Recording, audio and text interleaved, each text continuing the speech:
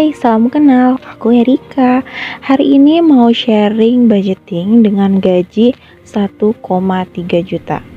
Mau tahu gimana caranya? Yuk, ikutin terus, tonton sampai habis ya.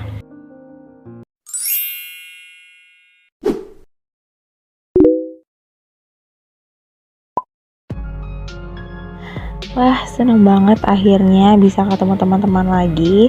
Jadi hari ini mau sharing dengan pendapatan aku 1,3 juta.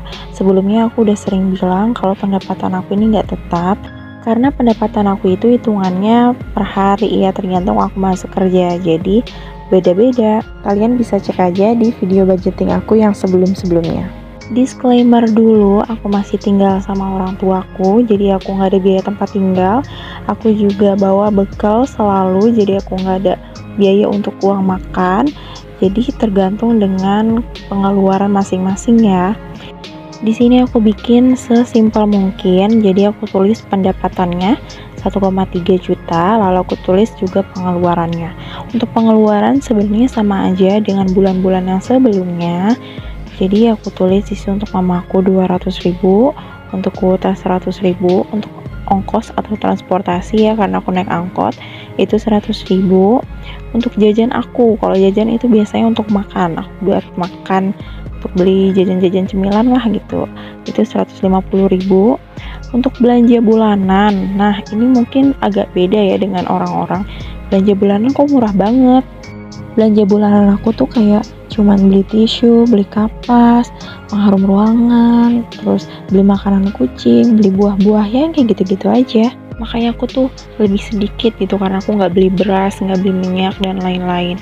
Terus selanjutnya ada skincare 200.000, obat dan vitamin karena aku masih ada jadi tambah 50.000 aja, dan sedekah 50.000.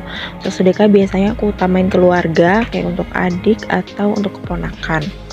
Dan totalnya itu adalah 1 juta rupiah. Dan sisanya aku tabung dan aku masukin sinking fund. Di sini ada dana pensiun 100.000, dana menikah 100.000, dan dana darurat 100.000.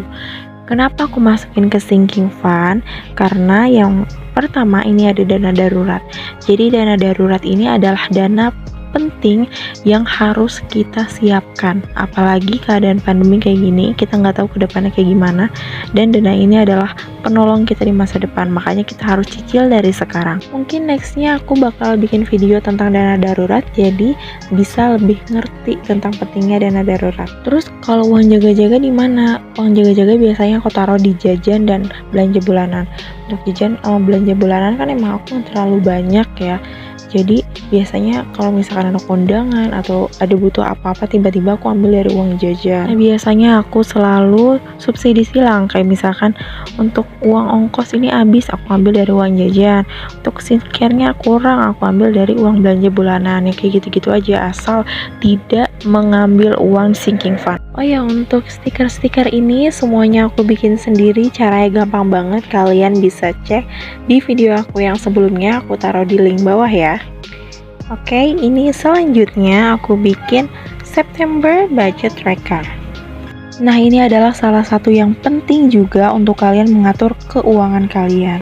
Jadi teman-teman gak bakalan bisa tahu keuangan kalian tuh sehat atau enggak kalau misalkan enggak bikin budget tracker kayak gini. Bahkan untuk bikin dana darurat pun harus bikin budget tracker dulu gitu, karena kalian harus ngeliat pengeluarannya apaan aja kayak gitu. Jadi ayo coba catat pengeluarannya. Gak apa-apa kalau misalkan dalam 1 bulan masih ada yang bolong-bolong, gak apa-apa, yang penting kalian ada bayangan. Terus bulan depannya harus perbaiki lagi untuk lebih lengkap lagi, bulan depannya lebih lengkap lagi. Gak apa-apa untuk pelan-pelan itu kayak ya cuman awal bulan doang nih, cuman 10 hari, gak apa-apa, tapi bulan depannya harus lebih baik lagi. Karena teman-teman kayak gitu karena belum terbiasa aja. Kalau udah terbiasa tanpa kalian pikir, tanpa kalian ingat-ingat lagi gitu, kalian udah tahu kalau misalkan habis transaksi harus dicatat. Untuk formatnya aku bikin sesimpel mungkin, itu ada tanggal, ada keterangan untuk tulis keterangannya apa ya, kayak misalkan beli cilok, misalkan bayar parkir dan lain-lain. Ada uang masuk kalau misalkan ada ya dapat dari saudara atau dari orang tua gitu ya kan. terus ada uang keluar untuk pengeluaran kita, dan ada saldo akhir untuk saldonya itu sisa berapa. Pastiin juga untuk balance ya, saldo pencatatan dan saldo yang ada di dompet. Dan sisanya aku hias dengan stiker-stiker yang udah aku bikin sendiri. Makasih yang udah nonton, jangan lupa like dan subscribe. Ini previewnya, sampai jumpa lagi, bye!